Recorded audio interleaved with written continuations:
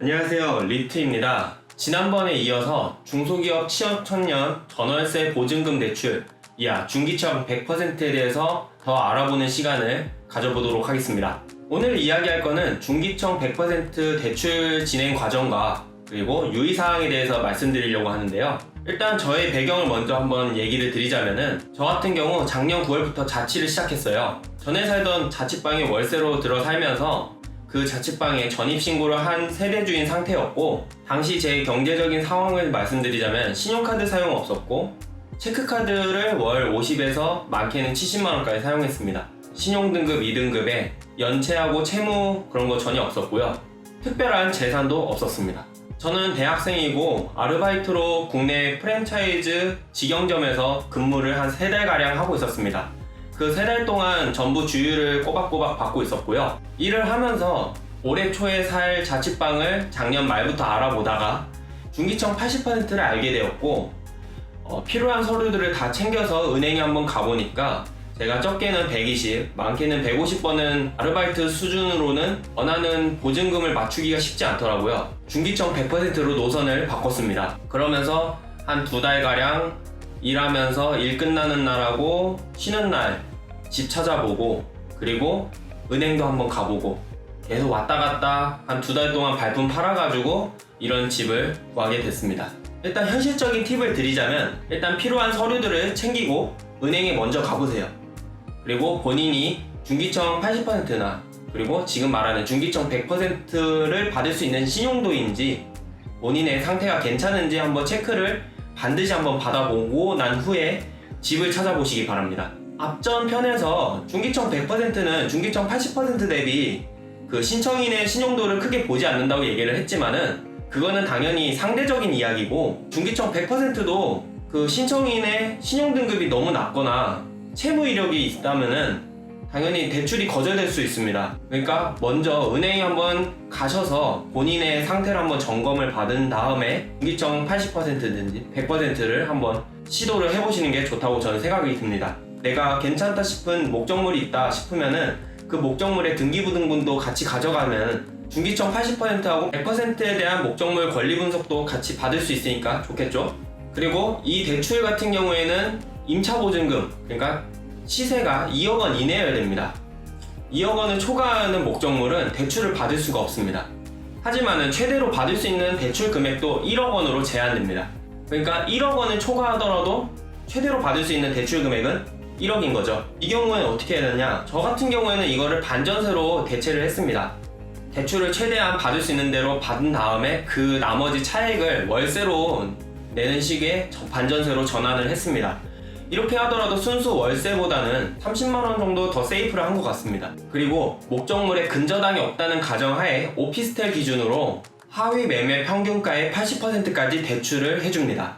그러니까 하위 매매 평균가액이 1억 원인 오피스텔이 있다면은 이 오피스텔은 최대로 받을 수 있는 대출 금액은 8천만 원까지 제한됩니다. 그리고 이게 대출이 아무리 나도 괜찮고 목적물도 괜찮다고 하더라도 행원분께서도 이거 잘 될 것 같아요 라고 얘기를 하더라도, 일단 대출을 승인해 주는 곳은 허그이기 때문에 집 계약할 때 대비를 해서 전세대출 불발 시 계약금 반환 특약을 걸어두시는 게 좋습니다. 그리고 매물을 찾을 때 약간 좀 팁을 드리자면은, 빵이나 빵 같은 그런 중개 어플들 있잖아요. 그런 어플들은 솔직히 반쯤 거르고 보셔야 됩니다. 그러니까 허위 매물도 어느 정도 있으면서, 그리고 중기청 100% 가능이라고 써져 있으면서도 중기청 100% 되는 꼴을 못 본 것 같아요. 그리고 중개 보조원이라는 그런 분들이 중개를 하는 경우도 있는데, 이분들 매물은 그냥 거르는 게 제일 좋습니다.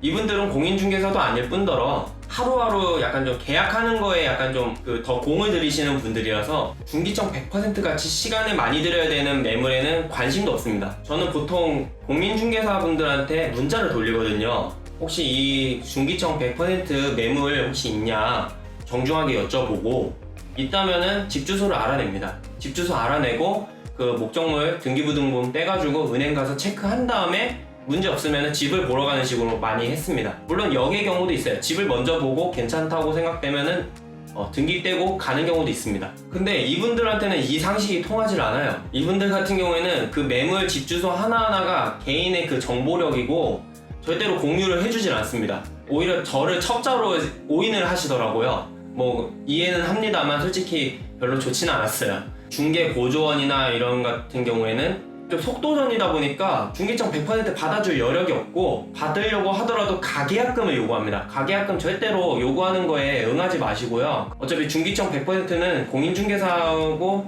컨택이 있어야 되는데 중개 보조원한테 그런 귀중한 대출을 맡기에는 저는 솔직히 좋지 않다고 생각이 들어요. 요약을 하자면 중개 보조원의 매물은 중개청 100% 알아가는 사람 입장에서는 걸러라. 그리고 중개청 100%나 80% 전문으로 하는 그런 중개법인도 있어요. 그런 법인도 좀 알아가면 좋을 것 같고요. 아까 전부터 오피스텔 그랬는데 일단 현실적으로 제가 추천해드릴 만한 매물은 오피스텔밖에 없었던 것 같아요.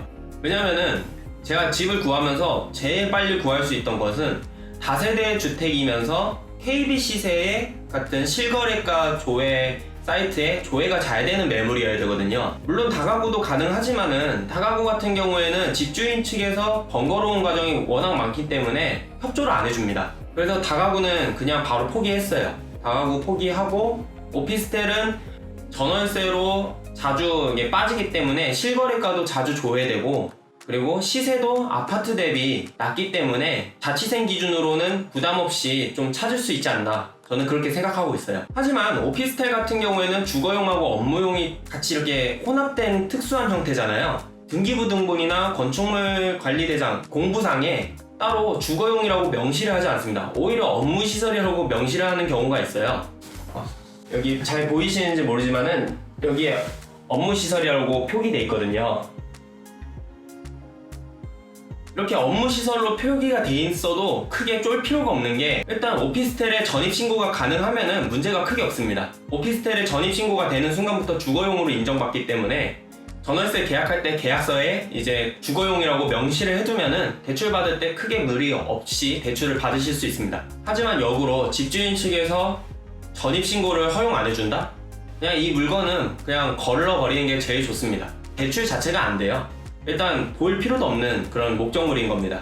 다른 목적물을 찾아주면 좋겠습니다. 그리고 제가 집을 찾으면서 알게 된 건데, 등기부등본을 잘 보시면은 소유 대지권 비율이라고 적혀 있어요. 이 대지권 비율은 이 말 그대로 오피스텔에 있는 땅에 대한 지분을 이야기를 하는데, 보통 집합 건물 같은 경우에는 이 대지권 비율이 다 적혀 있습니다.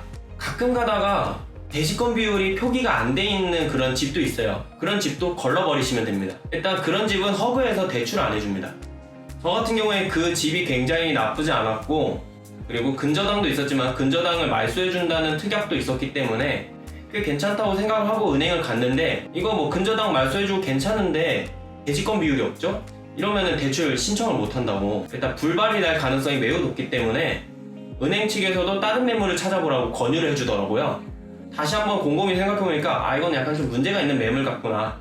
그리고 을구 같은 경우에는 그냥 아무 내용 없이 클린하면 참 좋겠지만은 근저당이 없는 매물이거나 삭선이 치여진 그런 말소 매물, 그런 게 제일 좋습니다. 일단 근저당이 말소돼 있으면 깨끗한 거니까요.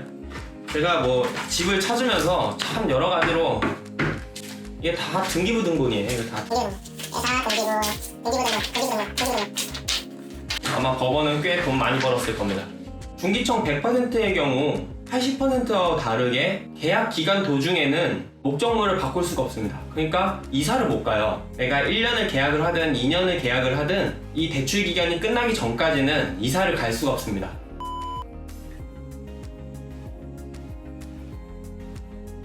그리고 이 대출 상품하고 중기청 80%의 경우에는 생애 최초라고 돼 있지만은 동일 조건이 계속 부합이 된다면은 대출을 다시 또 신청할 수가 있습니다. 이게 뭔 말이냐면은 동일 조건이 만약에 깨져버리면은, 그러니까 내가 뭐 연봉이 올라서 3,500만 원 이상을 받는다, 혹은 대기업에 다닌다, 혹은 재산액이 2억 8,800만 원을 넘어선다, 그러면은 동일 조건이 깨져버리잖아요. 그때는 이제 생애 최초가 없어지는 겁니다. 이 동일 조건이라고 하면은 내가 계속 이 처음 대출 받았던 조건을 계속 유지를 한다면은 대출을 만기하고 다시 반납을 하더라도 다시 대출을 또 받을 수가 있습니다. 이 얘기를 왜 하냐면은 지금 중기청 100% 같은 경우에는 연장 시점에서 목적물 변경이 불가능해요. 이 뭔 개소리야! 그러니까 은행에서도 이게 현실적으로 전산상으로 이게 안 된다고 하더라고요. 그래서 은행 측에서 얘기해주는 바로는 일단 계약을 만기 상환을 하고 대출을 받는 식으로 목적물 바꾸는 것밖에 답이 없다라고 얘기를 해주십니다. 이렇게 얘기만 들으면은 일단 동일 조건에서 대출 다시 받을 수 있다는 거 확인되죠? 마찬가지로 그 동일 조건이 깨져버린 경우 100% 대출은 물론이고 80% 대출도 못 받습니다. 이 점 유의하시면서 중기청 100%나 80% 알아가시면 될 것 같고요. 은행 본사 상담센터에 문의를 하고 다시 센터에서 저에게 연락이 왔습니다. 중기청 100%의 연장 시점에서 목적물 변경은 이사 당일 원래 살던 집의 집주인이 은행에 대출을 상환하고 은행에서 새로 이사가는 집의 집주인에게 대출금을 이체하는 식으로 당일날에 한해 제한적으로 가능하다고 답변을 받았습니다. 연장 시점에서 연장을 할 때 10%의 중도 상환을 요구를 합니다. 그러니까 내가 1억 원을 받았으면은 연장을 할 때 1,000만 원을 중도 상환하는 그런 요구를 받게 되는 거죠. 대출 금리가 0.1% 오르면 만 원이 채 안 되게 오르긴 하는데 이거를 1,000만 원하고 비교하면 어느 쪽이 유리한지는 본인이 잘 생각하시면 되겠죠. 연장하는 시점에서 동일 조건이 되지 않으면 버팀목으로 전환이 돼버립니다. 연장하는 시점이 중요한데 대출을 받고 퇴사를 해도 상관은 없어요. 그러니까 연장하는 시점에서 내가 다시 조건을 만족하고 있으면 연장을 할 수가 있습니다. 일단 오늘 얘기 드릴 수 있는 건 최대한 한번 얘기를 해봤고요. 혹시 이 이야기가 도움이 되었고 만족스러웠으면 좋아요랑 구독 설정 그리고 알림 설정까지 해주시면 정말 감사하겠습니다. 끝으로 인사드리면서 마치겠습니다.